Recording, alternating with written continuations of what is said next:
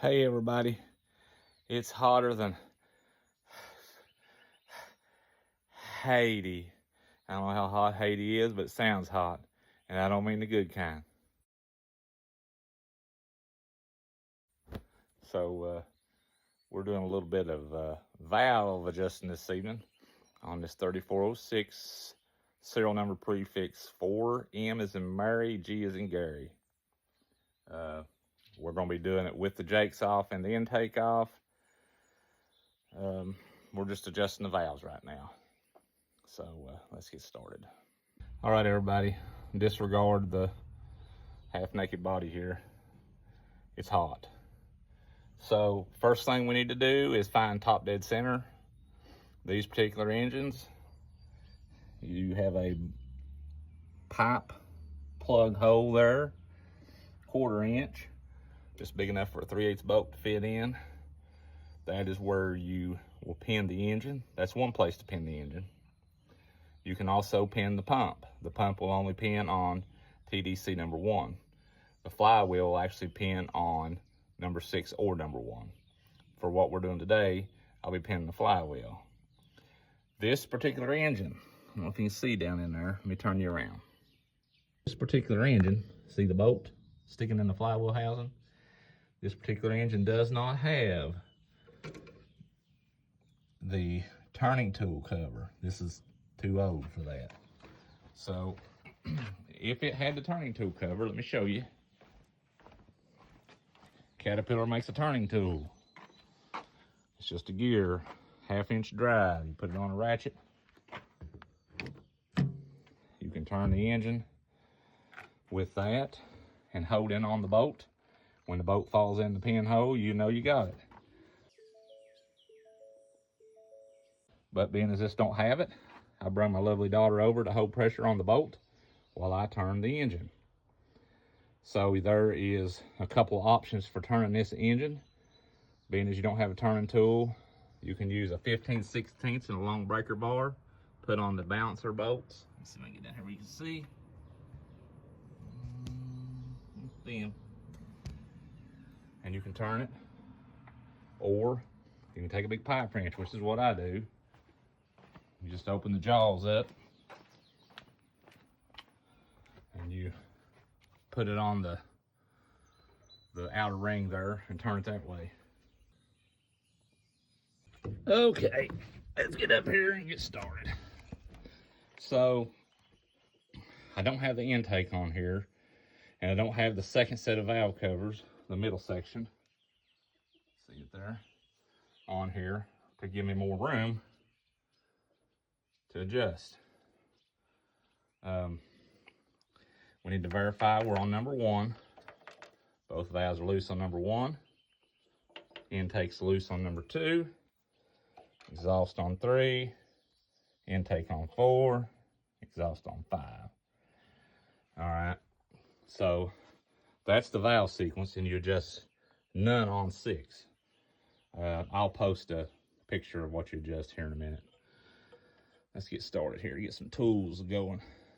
You can use regular combination wrench. I like these little wrenches that dip down because it gets my knuckles up away from the cover. All right, so let me start off with saying this. The thing about adjusting valves is everybody's a little bit different. Some people like them tight, some people like them a little loose. What you got to do is you got to get a feel for the right drag on there. You want a slight drag, a positive drag.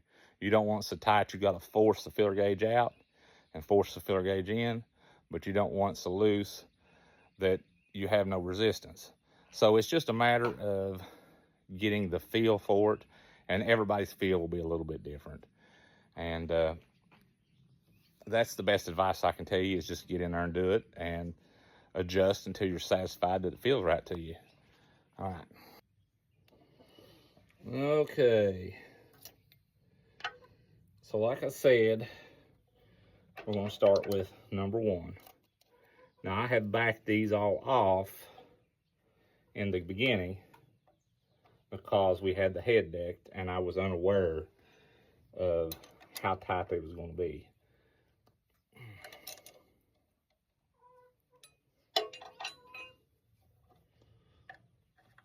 So what I like to do is I like to run it all the way down till it's tight and back it up just a little bit, and then just kind of give it a till it stops. And then I'll come here and check it. Feels a little bit loose. Let me give it a little bit more. And that feels good. It'll actually feel just a little bit tight, but when you tighten up your jam nut, a lot of times it will loosen up some. So let's see what it feels like after I tighten it here.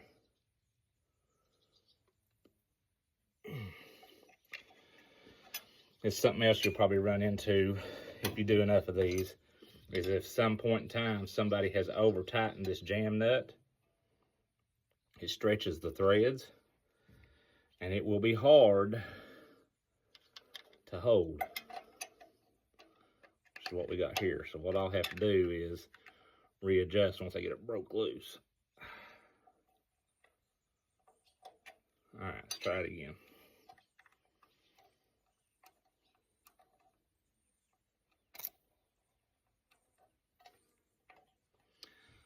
See if I can do this.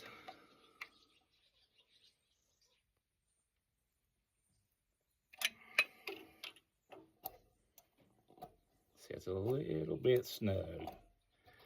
Let me loosen it back up just a little. Just a little.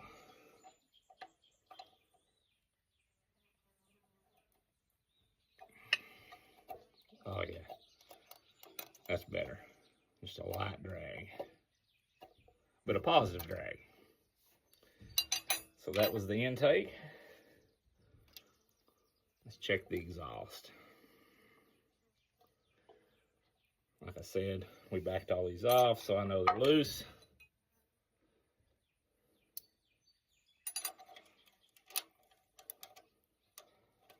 With these, you can usually get it pretty close by twisting the Jake nut as tight as you can with your fingers.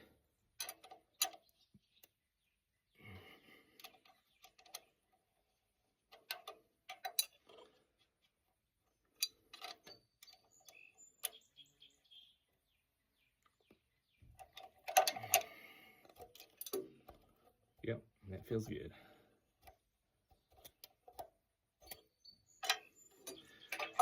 And so on and so forth. So let me show you here. Here's where you adjust.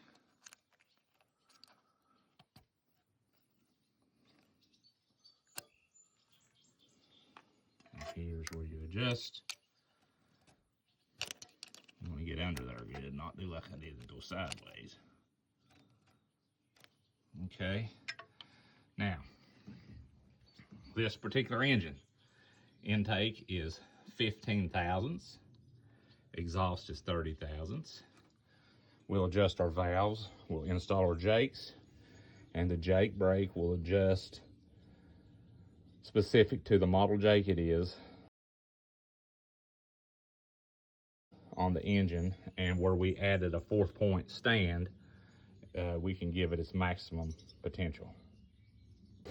Once you adjust this first half, both intake and exhaust, intake, exhaust, intake, exhaust, neither, you don't adjust any on number 6, we will pull the bolt out, roll it 360 degrees, which will line the mark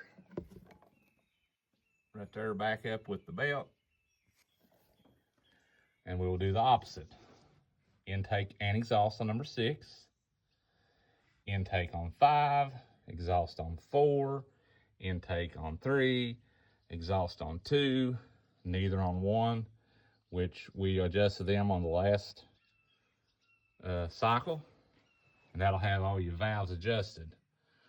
Then we'll install the jakes, and you can adjust the jake brake if the exhaust valve is loose per cat. If you want to roll it around and pin it, that's fine, you can do that, and then roll it twice.